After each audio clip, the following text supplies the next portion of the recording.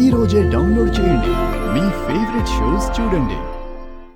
నువ్వు చెప్పినట్టే భువనని పెళ్లి చేసుకుంటాను.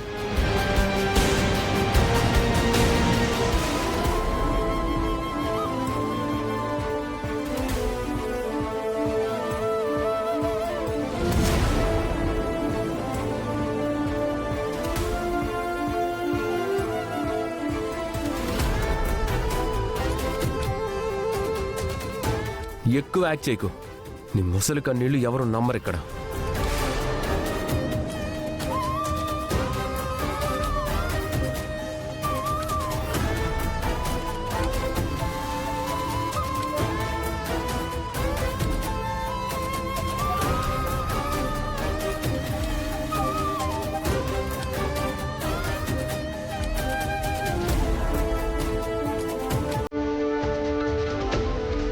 ఆంటీ చెప్పండి.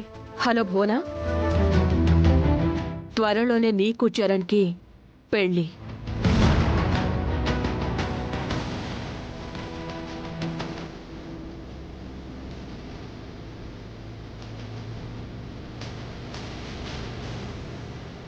ఏంటంటే మీరు చెప్తుంది? అవును. భువన, మమ్మీ ఉందా? లేదు, బయటికి వెళ్ళింది. సరే, వచ్చిన తర్వాత చెప్పు. మంచి ముహూర్తం చూసుకుని నీకు చరణ్కి నిశ్చితార్థం పెళ్ళి ఒకే రోజు పెడతానని. Thank you aunty, thank you thank you thank you so much.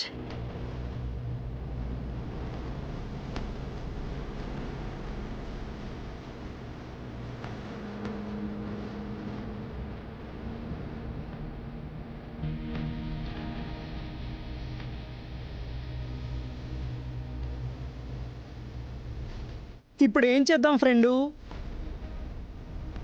అమ్మకి అవమానం జరిగిందన్న కోపంలో అన్నయ్య ఉన్నాడు. దాన్ని బేస్ చేసుకొని వాళ్ళిద్దరూ మీ ఇద్దరిని విడదీయాలని చూస్తున్నారు. అసలు జరిగిందేంటో చెప్పి కన్విన్స్ చేయడానికి కూడా మీ అన్నయ్య అవకాశం ఇవ్వడం లేదు. అసలు వినిపించుకునే పరిస్థితి కూడా కనపడడం లేదు. ఇప్పుడు ఏం చేయాలో అర్థం కావడం లేదు.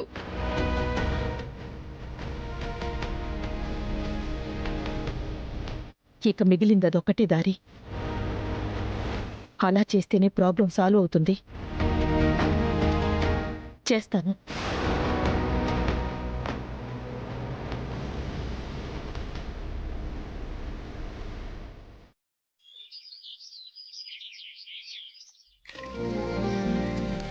ఫ్రెండు, ఎవరికి కాఫీ తీసుకెళ్తున్నావు? అత్తయ్య గారికి. సుమక వద్దమ్మా. అవునే, నిన్ను చూస్తేనే అది ఓ ఎగిరి పడుతుంది. అంతగా కాఫీ కావాలంటే అది పెట్టుకుంటుంది, లేదా మేమెవరైనా పట్టుకెళ్ళిస్తాం. నువ్వు మాత్రం దాని ముందుకెళ్ళకు. బామ్మగారు, ఎంతకాలమని ఆవిడికి ఎదురు పడకుండా దూరంగా ఉండమంటారు? మమ్మీ కోపం తగ్గే వరకు ఫ్రెండు. కోపం తగ్గాలంటే తప్పించుకుని తిరగకూడదు, దగ్గరగానే ఉండాలి, ఆవిడతోనే ఉండాలి.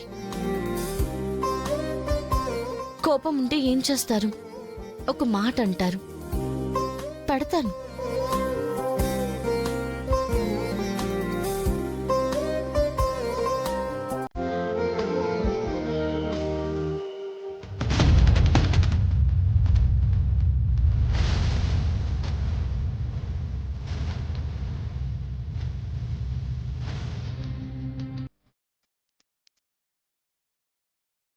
అత్తయ్య గారు, కాఫీ.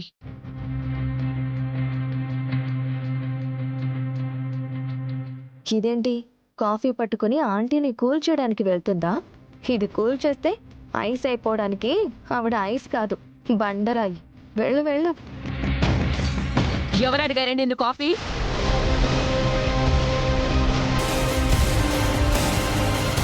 హేయ్, మా మమ్మీకి నేను చూడడమే ఇష్టం లేదని చెప్తుంది కదా, ఎందుకు ఒకటికి 10 సార్లు అడుగు ముందుకేస్తుంటావు?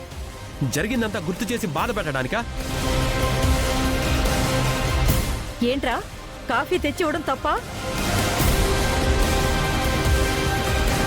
కాఫీ తెచ్చిందని ఆంటీ కోపడట్లేదు బామ్మగారు.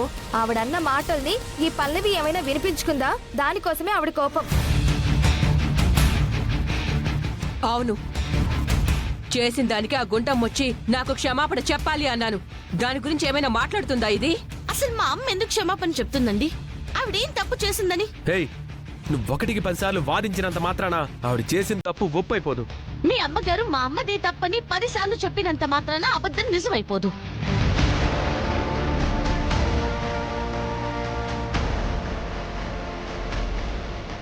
అసలు అక్కడ ఏం జరిగిందో పూర్తిగా నీకు తెలుసా? మా అమ్మని పట్టుకుని పిల్లలు లేదన్నారు.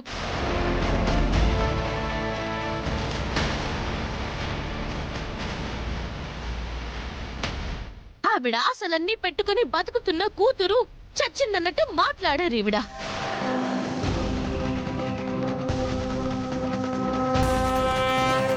ఒక తల్లిని పట్టుకుని బిడ్డలు లేరు అంటే కోపం రాదా?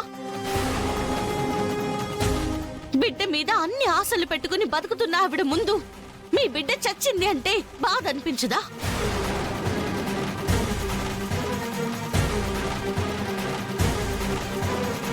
మీ అమ్మని ఇదే మాట అంటే నీ కోపం రాదా?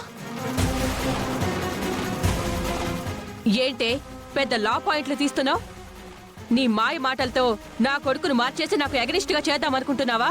నేనేం మాయ మాటలు చెప్పట్లేదు, మాట మార్చి చెప్పట్లేదు. మీరు ఆ మాట అన్నారా లేదా అది చెప్పండి.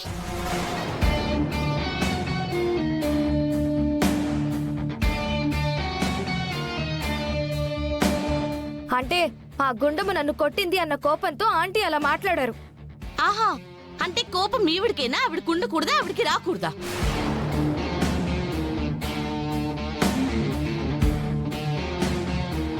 మాట్లాడవేంటే? ఎవరు మాట్లాడాల్సిన అవసరం లేదు. నాకు హితబోధలు చేయాల్సిన అవసరం అంతకన్నా లేదు.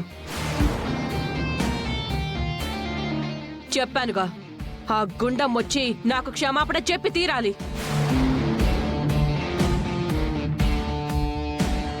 లేదంటే ఈ పెళ్లి లేదు, గిల్లి లేదు.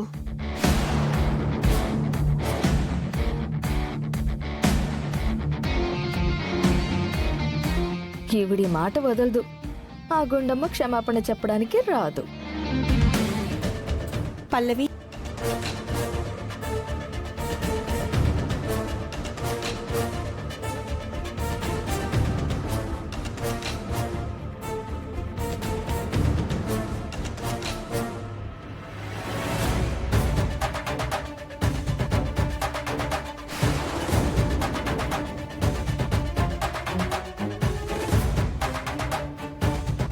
అమ్మా, నువ్వెందుకు వచ్చావమ్మా? ఆవిడతో మాట్లాడడానికి వచ్చాను. నీతో మాట్లాడాల్సిన అవసరం నాకు లేదు. కానీ నా బిడ్డ కోసం పరిస్థితులు చక్కబెట్టాల్సిన బాధ్యత నాకుంది. అందుకే వచ్చాను.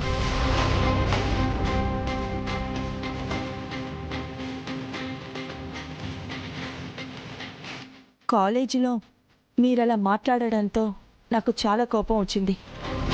ఆ కోపాన్ని తట్టుకోలేక నేను మీ మీద చేసుకున్నాను. సరే, మీరేదో కంట్రోల్ తప్పి మాట్లాడారు. నేనైనా కంట్రోల్లో ఉంటే బాగుండేది.